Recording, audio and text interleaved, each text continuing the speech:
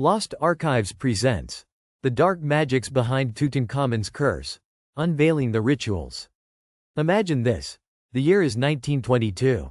The Egyptian desert air is thick with anticipation, a dry, ancient heat that seems to cling to everything.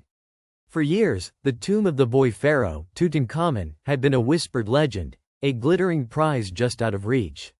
Then, Howard Carter, after a relentless search, finally breaks through. The moment the tomb's seal is breached, the world holds its breath, eager to gaze upon the treasures within. But as the wonders of Tutankhamun's burial chamber are revealed, a darker narrative begins to unfurl.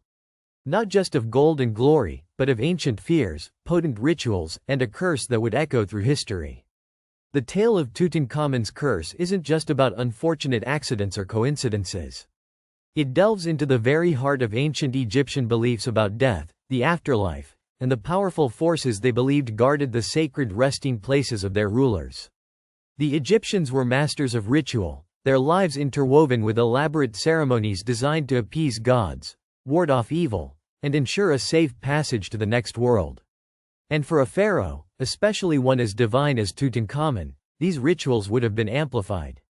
Think about the sheer artistry and complexity involved in preparing a pharaoh for eternity. It wasn't just about mummification. It was about creating a spiritual fortress. The sarcophagus, the intricate hieroglyphs adorning the tomb walls, the amulets, the statues, all of these were imbued with potent meaning and, according to ancient belief, magical energy. The curse itself, if it existed in any tangible form beyond sensationalism, likely stemmed from these very protections. Scholars believe that inscriptions found in many Egyptian tombs, including those that might have been intended for Tutankhamun's burial, served as warnings. These weren't necessarily overt threats of death, but rather pronouncements of divine retribution for those who dared to disturb the sanctity of the tomb. Imagine words like, "May those who enter this tomb in a spirit of greed be punished by the wrath of the gods." Or, "May the jackal gods devour their flesh, and the crocodiles tear them limb from limb."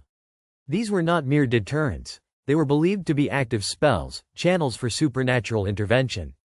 The rituals surrounding the sealing of a royal tomb were incredibly elaborate. Priests, scribes, and skilled artisans would perform complex rites, invoking protective deities like Anubis, the god of mummification, and Sekhmet, the fierce lioness goddess of war and healing. The very air within the tomb would have been charged with incantations, perfumes, and sacred offerings. The goal was to create a barrier, not just of stone and plaster, but of spiritual force, designed to keep the deceased undisturbed and the living safe from any residual, perhaps vengeful, energies. The curse gained traction with a series of unfortunate deaths that befell those associated with the tomb's opening. Lord Carnarvon, the financial backer of the expedition, died shortly after the tomb was breached, succumbing to an infected mosquito bite. Other deaths, though less dramatic, were attributed to the curse by the sensationalist press. While modern science can explain these tragedies through natural causes, it's fascinating to consider how these events would have fueled the ancient fear of powerful, unseen forces. The Egyptians believed that the afterlife was a very real and active realm, and that the pharaoh, as a divine intermediary, had a significant role to play. Disturbing their final resting place wasn't just an act of desecration. It was an act that could upset the cosmic balance, angering the gods and unleashing their fury. The rituals within Tutankhamun's tomb were designed not only to protect him but to maintain that delicate balance. The darkness that some associate with the curse might simply be the potent fear of the unknown, amplified by the genuine, ancient belief in magic and divine justice.